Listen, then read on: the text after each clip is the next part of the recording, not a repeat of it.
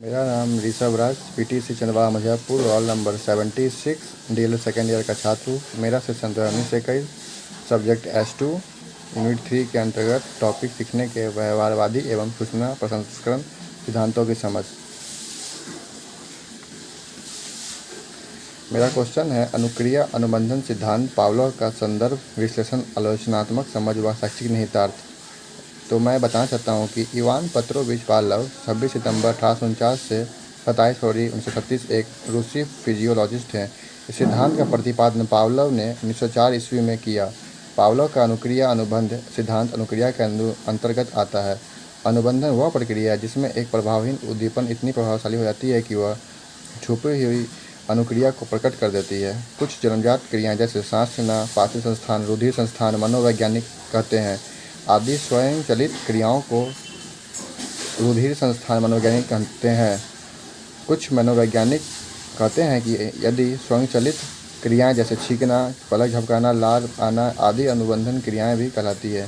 Pavlov के प्रतिपादित सिद्धांत के मूल में यह तथ्य है कि अस्वाभाविक उद्दीपन के प्रति स्वाभाविक उद्दीपन के समान होने वाली अनुक्रिया शास्त्रीय अनुबंधन है। यदि उद्दीपन अनुक्रिया के बीच साक्ष्य स्थापित किया जाता है और बार बार इसकी आवृत्ति की जाए तो ऐसी स्थिति उत्पन्न हो जाती है कि यदि मूल उद्दीपक को हटाकर उसके स्थान पर नया उद्दीपक प्रस्तुत किया जाए तो भी वही अनुक्रिया होती है।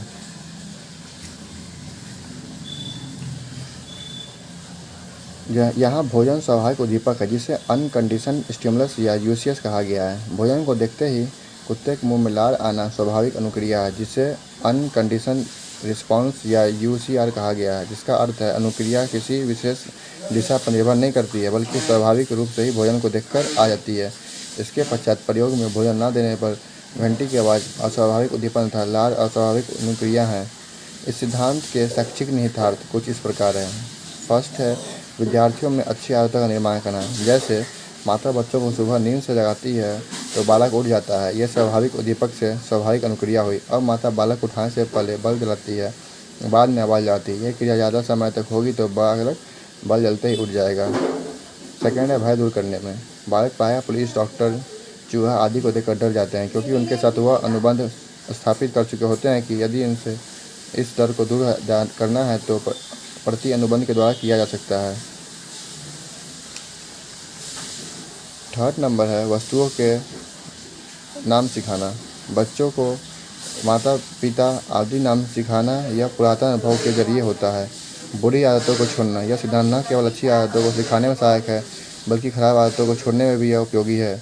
जिस प्रकार अनुबंधन द्वारा अधिगम किया जाता है उसी प्रकार अनुकरण विधि द्वारा भी बुरी आदतों जैसे गाली देना, चोरी करना आदि चिंता का निवारण भी इस विधि द्वारा किया जा सकता है। थर्ड है आलोचनात्मक समझ।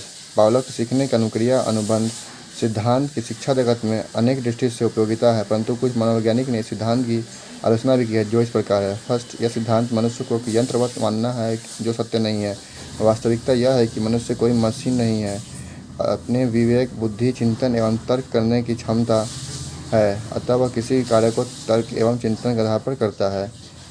सेकेंड है, इस सिद्धांत के अनुसार प्रयोग करते समय उद्दीपन को बार बार दोहराया जाता है जिससे समता बनी रहे। यदि कुछ समय तक उद्दीपन को प्रस्तुत नहीं किया जाता है तो उसमें भूल पड़ जाती है, अर्थात वह प्रभावहीन हो जाते हैं। इससे अर्थ यह निकलता है कि सिद्धांत द्वारा अधिगम अस्थायी नहीं होता है। यह इस सिद्धांत की कमी है। Thank you.